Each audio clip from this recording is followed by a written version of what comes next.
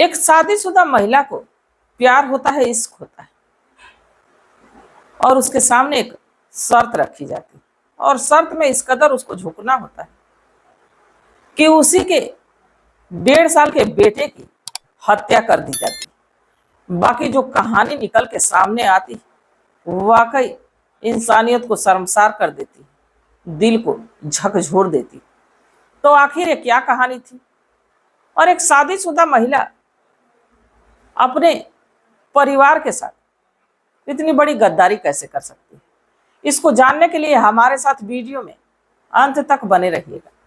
नमस्कार, मैं सावित्री यादव आप सभी का यूट्यूब मंच पे स्वागत करती हूँ। उम्मीद है यूट्यूब की सारी फैमिली हमारी अच्छी होगी, अपना ख्याल रख रही होगी।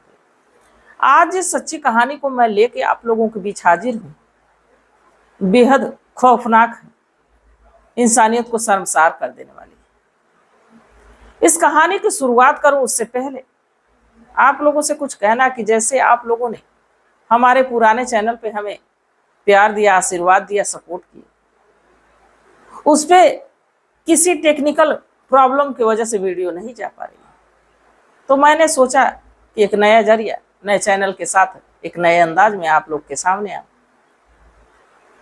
तो इस पे भी अपना सपोर्ट, अपना साथ वैसे ही बनाए रहिएगा। अगर जो वीडियो आप लोगों को पसंद आती तो लाइक करना मत भूलिएगा, क्योंकि आपका एक लाइक हमारा हौसला बढ़ाता है और हमारी यही कोशिश रहती है कि हम हर रोज आप लोगों के बीच आए और आप लोगों को नई रोचक इंटरेस्टिंग कहानियां सुनाऊं। तो चलिए ज़्यादा बात ना करते हुए आज की घटना की शुरुआत करते हैं। दरअसल मैं बात कर रही हूँ हरियाणा प्रदेश की। यही का एक जिला लगता है जिंद, और इसी जिंद का एक थाना लगता है उचाना। 14 मार्च की सुबह के लगभग 9:30 से 10 बज रहे होते। सारी दुनिया रंगों में रंगी हुई होती, सबके घर में अच्छे अच्छे पकवान बन रहे होते, सब लोग होली खेलने में मशरूफ रहता है, चाहे बच्चा, बूढ़ा, नौजवान, चाहे महिलाएं, हर कोई अपने अपने हिसाब से होली को सेलिब्रेट कर रहा था। इसी बीच 2 बाइक सवार आते हैं और देखते ही देखते आंखों में धूल झोंकते हुए एक 1.5 साल का लड़का बाहर खेल रहा होता है, उसको उठाते हैं, और उस लड़के का बाप अपने आंखों से देख रहा है और उसी के सामने लेके भागते हैं। कुछ देर उसका बाप दौड़ता भी है, बाकी बाइक इतनी तेजी से जाती है कि वो पीछा नहीं कर पाता। अब जब गांव के लोग जानते हैं तो कहाँ अब कोई होली मना रहे, अब लड़के को ढूंढने की कवायद शुरू हो जाती है। लड़के को ढूंढने लगते हैं, पता नहीं चलता। लोग पुलिस थाने जाते हैं, जाकर थाना लगता है उचाना। अब उचाना थाना में इसे वाकया को बताते हैं और इस लड़के की, जो कि अपहरण का मामला, FIR दर्ज होता है। अब जब ये मामला दर्ज होता है, इसके बाद अब इस लड़के को ढूंढने की कवायद शुरू होती है। समय गुजरने लगता है और इधर माँ का रो रो के बुरा हाल, पिता भी अपने 1.5 साल के बेटे के लिए कुछ देर ढूंढता है, इसके बाद बेहोश हो जाता है। गांव वाले भी बड़े आक्रोशित कि आखिर दरवाजे से आके एक खेलते हुए लड़के को कोई उठा ले गया और कोई कुछ कर नहीं पा रहा है, कानून भी कुछ नहीं कर पा रहा। कानून भी करे तो करे क्या, CCTV फुटेज देखती। ये दोनों व्यक्ति मुंह तो अपना कवर किए रहते, गाड़ी का नंबर प्लेट हटाए रहते। अब करे तो करे क्या, पुलिस भी लड़के को ढूंढ रही। तभी जो लड़के का बाप होता है वो कहता है कि दरअसल ये नहर के तरफ लेके भागे। नहर के तरफ जब लोग ढूंढते हुए जाते तो लगभग 3-4 घंटे बाद उस 1.5 साल के लड़के का शव उस पानी में तैरता हुआ मिलता है। अब गांव में अफरा तफरी का माहौल हो जाता है, एकदम इलाका अजीब सा, सुनसान। बाकी जो कहानी निकल के सामने आती है वाकई हैरान कर देने वाली होती है। दरअसल एक लड़की जिसका नाम अंशु होता है, अंशु देखने में बेहद हसीन, बेहद खूबसूरत, और जो अंशु है उसी के गांव के एक लड़के से अंशु का प्रेम प्रसंग चलने लगता है। और जब अंशु उस लड़के से प्यार करने लगती है तो अब धीरे धीरे बात उसके अंशु के घर वाले भी जानते हैं। अंशु कहते हैं कि जब भी मैं प्यार उससे करती हूँ, जब भी मैं शादी करूंगी तो उसी लड़के से करूंगी। घर वाले इसका विरोध करते हैं।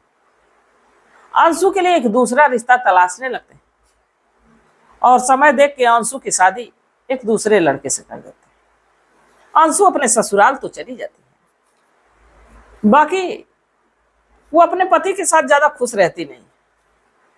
कुछ देर जब तक वो अपने पति के साथ रहती तब तक तो शांत रहती, बाकी जैसे ही पति उसका घर से बाहर जाता तुरंत वो फोन पे लग जाती और अपने पुराने प्रेमी से बातचीत करने लगती। और यहाँ तक कि जब मायके जाती तो अपने पुराने प्रेमी से मिलती भी। अब ऐसे ही समय गुजर रहा था। एक दिन अंशु के पति को शक होता है कि अक्सर इसका फोन वेटिंग रहता है और जब आता हूं तो अक्सर देखता हूं वीडियो कॉल पे किसी से बात कर रही होती है। अब ये तमाम चीजें देखने लगता है। इसकी शिकायत उसके मायके करता है, बाकी अंशु मानती नहीं। अंशु जब मानती नहीं, दोनों के बीच विवाद होने लगता है और अंशु एक दिन फैसला लेती, उस घर को छोड़ के फिर से मायके आ जाती है। अब इसके घर वाले परेशान, अब अंशु के लिए दूसरा रिश्ता तलाशने लगते हैं और जब दूसरा रिश्ता तलाशने लगते हैं तो इसी जिंद का जो थाना उच्चाना लगता है, इसी गांव में अंशु की शादी हो जाती है। अंशु की दोबारा से शादी हो जाती है, दोबारा जब अपने पति के घर जाती है, जिसका नाम रवि होता है। अब रवि के साथ वो रहने लगती है। धीरे धीरे वक्त गुजरने लगता है। रवि ज्यादा स्मार्ट, ज्यादा खूबसूरत नहीं होता, पर अंशु को बेहद मोहब्बत करता, अंशु को हर खुशी देने की कोशिश करता। सब कुछ अच्छा चल रहा था। बाकी जो अंशु कुछ ही समय के बाद वो एक अलग ही माजरा क्रिएट करती।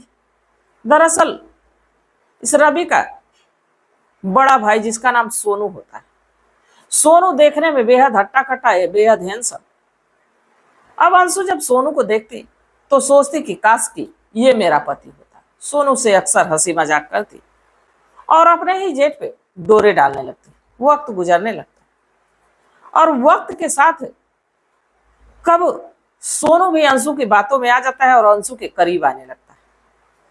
और आलम यह होता है कि अंशु अब अपने ही जेठ से नाजायज संबंधों में बच जाती। अक्सर मौका देख के अपने ही घर के भीतर अपने जेठ के साथ मुंह काला करती, ऐसे सोनू से संबंध बनाती। यह सिलसिला एक बार शुरू हुआ तो फिर खत्म होने का नाम नहीं ले रहा था। और इधर जो रवि है उसको कोई बात की भनक ही नहीं। अभी चीजें ऐसे चल रही थी। अब जो सोनू है बार बार अंशु से कहता कि मैं चाहता हूं कि अगर जो तुम्हारी औलाद हो तो मेरी हो, क्योंकि मैं तुमसे मोहब्बत करता हूं, तुम मुझसे मोहब्बत करती हो, और जो हमारी औलाद हो वो भी तुम्हारी तरह या मेरी तरह होनी चाहिए। अब इस पे अंशु वादा करती है, कहती है कि बिल्कुल जो हमारी संतान होगी तुम्हें तुम्हारी ही होगी, रवि की नहीं होगी। अब देखते ही देखते कुछ समय गुजरता है। एक बेटा होता है, उसका यश नाम रखा जाता है। शुरू शुरू में तो बच्चों का कलर, बच्चों का चेहरा बदलते रहता है। बाकी लगभग जैसे ही अंशु 1.5 साल का, ये यश 1.5 साल का होने वाला रहता है, ये जो सोनू अंशु से कहता है कि ऐसा है कि ये लगता नहीं कि मेरा बेटा है, क्योंकि बिल्कुल अपने बाप पे गया है। कलर सांवला है और चेहरा मोड़ा भी रवि की तरह है। तुम तो कहती थी कि मेरी संतान तुम्हारे कोख में है। अब इस पे अंशु कहते कि इसमें मेरी क्या गलती, तुम भी तो रवि के ही भाई हो, तो हो सकता है कि अब मैं रवि के पास भी रह रही हूं, तुमसे ज्यादा लगाव। अब बच्चा किसका है, इसमें मेरी कोई गलती नहीं। बाकी अब इस बात को जो ये सोनू है बड़े सीरियस तरीके से लेता है। अब वो समय धीरे धीरे बीतते रहता है। 2025 की होली 14 मार्च, और जैसे ही होली का दिन आता है, लोग होली खेलने में व्यस्त हैं, बच्चा बाहर खेल रहा है। इसके बाद 2 बाइक सवार आते हैं, और जब बाइक सवार आते हैं तो उस बच्चे को उठाते हैं और इतनी तेजी से जाते हैं कि सामने रवि बैठा दौड़ता भी है, बाकी इनको पकड़ नहीं पाता। अब जब कुछ देर के बाद उस लड़के की डेड बॉडी मिल जाती है, सीसीटीवी फुटेज जब खंगाला जाता है तो पता चलता है कि उसके जो बाइक चला रहा था उसके हाथ के निशान को देख के लोग चिन्हित करते हैं कि ये तो कोई और नहीं बल्कि सोनू है। अब जब सोनू का सच सामने आता है, रवि कहता है कि ये तो मेरा बड़ा भाई सोनू, ये तो ऐसा कर ही नहीं सकता। पुलिस वाले कहते हैं कि आखिर इस 1.5 साल के लड़के से किसी की क्या दुश्मनी और कोई ऐसा क्यों करेगा। सोनू को पुलिस थाने लाती है और जब सख्ती से पूछताछ करती तो सोनू अपने गुनाह को कबूलता है। कहता है कि दरअसल शादी के कुछ ही समय बाद, जब रवि की शादी हुई थी उसके कुछ ही समय बाद अंशु से उसका संबंध बन गया और ये सिलसिला लगातार चलते रहा। इन दोनों में बात होती कि जो भी संतान होगी वो सोनू की ही होगी। बाकी जब सोनू को ये एहसास हो गया कि जो बेटा है वो सोनू का नहीं है बल्कि इस रवि का है, तो वो एक फैसला लेता है कि इसको खत्म कर देना चाहिए, क्योंकि जो भी संतान अंशु की रहेगी वो हमारी और अंशु की रहेगी। और होली वाले दिन उसको उठाता है और उठा के ले जाके उसका गला दबा के नहर में फेंक देता है और सोचता है कि वो कभी पकड़ा नहीं जाएगा, क्योंकि अबीर से पूरी तरह से शरीर सना हुआ था, रंगों से सना हुआ था और ऊपर से चेहरा भी कवर किया था, गाड़ी पे नंबर प्लेट नहीं था। अब जो सोनू का साथ दिया रहा था उसी का एक दोस्त है जो कि वो भी जिंद का रहने वाला था। इन दोनों को गिरफ्तार किया जाता है और तमाम धाराएं लगा के जेल के सलाखों के पीछे डाल दिया जाता है। फिलहाल में अंशु के खिलाफ तो कुछ नहीं किया जाता है, पर शुरुआत अंशु से ही हुई थी। अंशु शायद नए नए मर्दों के साथ, नए नए लोगों के साथ संबंध बनाने में और इस संबंधों के चलते उसकी गृहस्थी नहीं उजड़ी, उसका जन्मा हुआ बेटा भी उसको छोड़ के चला गया। तो ये तो औरत की जात के नाम पे एक कलंक, एक धब्बा। और दूसरी बात कि मैं औरत होते हुए भी इस कहानी को आप लोगों को सुना रही हूं, और इस कहानी को सुनाने का मेरा उद्देश्य ये नहीं है कि किसी की भावनाओं को ठेस पहुंचाया जाए, किसी को आहत किया जाए, बल्कि बस इसलिए कि लोगों को जागरूक किया जाए, लोगों को सचेत किया जाए। तो इस घटनाक्रम पे आप क्या सोचते हैं, आप लोगों की क्या सलाह है, आप लोगों की क्या राय है, कमेंट सेक्शन में जरूर बताइएगा, क्योंकि आपके मशवरे का हमें बेसब्री से इंतजार रहता है। और इसमें जो अंशु ने किया, क्या अंशु को भी सजा मिलनी चाहिए? पहली शादी, इसके बाद लगातार अपने प्रेमी से बातचीत करना, फिर दूसरी शादी, और दूसरी शादी के बाद अपने ही घर में अपने ही जेठ को फांस लेना, ये तमाम चीजें। तो आपके मशवरे का हमें बेसब्री से इंतजार रहेगा। तो तब तक आप लोग अपना ख्याल रखिए, अपने परिवार का ख्याल रखिए, बाल बच्चों का ख्याल रखिए। मिलते हैं कल एक नई वीडियो के साथ, तब तक के लिए जय हिंद, जय भारत।